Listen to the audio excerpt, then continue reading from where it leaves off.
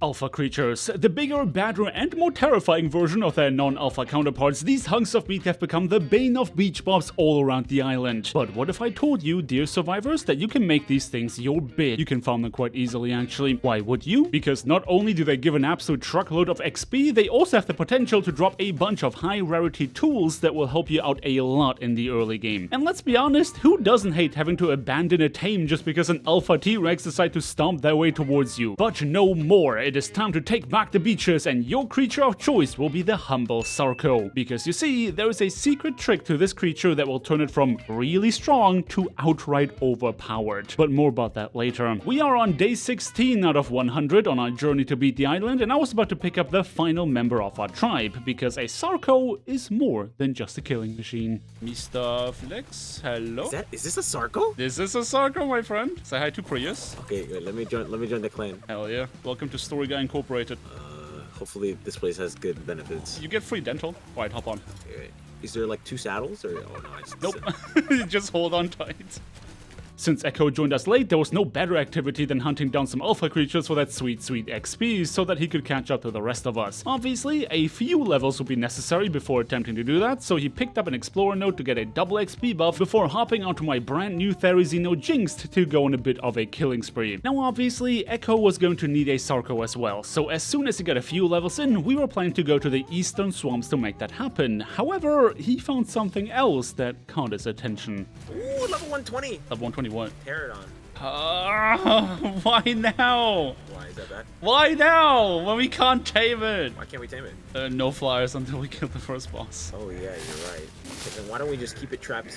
That was an interesting idea. We might have agreed to a self-imposed challenge to not use any flyers until we defeated the first boss, but we never said we couldn't trap them. So Echo and I spent the better part of the night trying to Fortnite the hell out of this PT, which granted did take a few attempts, but eventually it was caged. Is that against the spirit of the challenge? I'll let you be the judge of that. What matters now is that we had to get ready to go and tame a Sarco in the early hours of day 17. Now those of you who have seen the last episode might remember that the Taminator was not exactly as useful as I wanted it to be. So today, I was determined to prove that my ludicrous idea of putting a 484 trap on a raft was in fact scientifically viable. Once we had swatted the bugs harassing us upon our arrival, we did find a low-level specimen to try and lure into our trap at risk of our own safety, and much to even my own surprise, it works! The Taminator!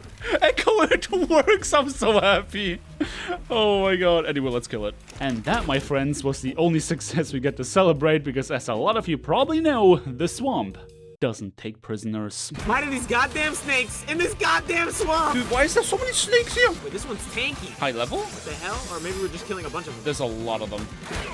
I have my freaking lunch stolen again. What is this stupid little thing? Is there something? There's something coming! There's something really big coming! There's a Sarco! I'm knocked out! It's over, man! No way! Yo, there's a cap. There was a capra over here. I think it died. It was level 10.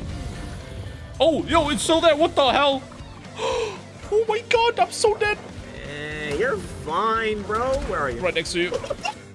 Yeah, so needless to say that we were having a very rough time. Whilst we lost sight of a level 120 frog, in the commotion I made the decision to tranquilize a level 85 Sarco rather than trying to kill it, because in my mind, knocking it out would probably be faster than trying to hunt it. And since Echo did not have a Sarco of his own just yet, he decided to claim it as his own and called it Sylvia. Also, I did not get my lunch back from the Pegomax, but that's alright because we had plenty of food on the Taminator. Though the very obvious flaw of us not being able to consistently guide the creatures that we wanted to tame to our mobile trap became quite apparent. So instead of trying to keep dying in an attempt to do that, we decided to hop on Sylvie and explore the swamp whilst under her protection. And while making our way deeper inland, we learned why Sarcos are truly overpowered.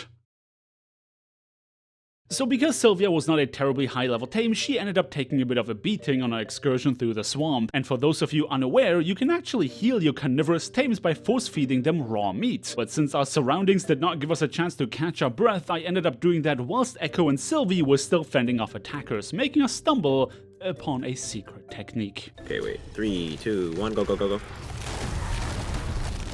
Wow, whoa, whoa! Oh, I'm knocked off. Did it work? Yeah, it was working. It was working. Hell yeah. I think I know how we're gonna kill the boss. So as it turns out, Sarcos can have their attack animation cancelled by replacing it with the eating animation. You know what doesn't get cancelled? The damage they deal as a result of that. The one weakness a Sarco has is that their attack speed on land is rather abysmal, but with this little trick, suddenly they could strike with a ferocious frequency of a furious frenzy. Now, fair disclaimer, I don't know how well known this, let's be real, bug actually is. Maybe everyone already knows about it, Wildcard knows about it, and nobody really cares. But there is a non-zero chance that this is something that might get patched in the future. Either way, bug or not, the Sarco is still the best early game choice for dealing with alpha creatures, because in said early game, you'll be spending a lot of time around beaches and rivers. And what can you find around beaches and rivers? Water. As long as you can bait your prey into the water, you can get the benefit of an insanely fast attack even when you are solo. And with another Explorer Notes XP buff in tow, we were flying through these levels. Plus, we get to collect some pretty good tools. Emboldened by the bodies we left in our wake, Echo and I decided to take on the Alpha T-Rex that terrorized our tribe from day one. Just that said T-Rex didn't follow the script. It's not in the water anymore. It's cheating. Okay, wait, I have an idea. Cliff, go! Oh god. Oh my god, okay. Now that felt kind of game breaking. Hey, if it was gonna cheat, we're gonna cheat too. Truly a beacon of righteousness. Now obviously XP is great, and getting our hands on more high quality tools than we knew what to do with was a nice bonus. But the main reason we wanted these alpha creatures gone is to promote new higher level creatures to spawn so we could tame them. We went on a whole side mission taming not just one but two high level Brontos because we thought we could cart them around the island, but when we found out that you can't actually put them on a raft, we decided to put that on the back burner. What a way to waste a day, I suppose. Echo had torn down the Taminator in an attempt to fit the Brontos until a Google search revealed that actually you can't do that. So we went back to Herbivore Island to build a new raft designed not to trap creatures but to transport them because we wanted to try and tame creatures further away from our base. And I mean, it wasn't pretty, but it was certainly gonna get the job done. We went all the way north to Carnivore Island where we decided to tussle with some alpha megalodons as well to see if their loot tables were meaningfully different from their land alpha brethren. Though more than anything, it felt like they just gave more XP. Killing a single level 60 alpha megalodon with an Explorer Note XP buff gave me 6 whole level on Prius, who up until that point was already quite leveled. Also, just a reminder, the Sarcos we are using are straight up tames. No breeding, no mutating, no imprinting, just wild stats. So as long as you can find a decent level crocodile for yourself, you can absolutely go hunt alpha creatures the way we are. Of course, we were hoping to find some new high level dinos to add to our collection, but whilst we were still out of luck for any useful tames, we did get very lucky on our drops. Highlights include a bunch of metal structures, a bunk bed, and Ascended Sarco Saddle!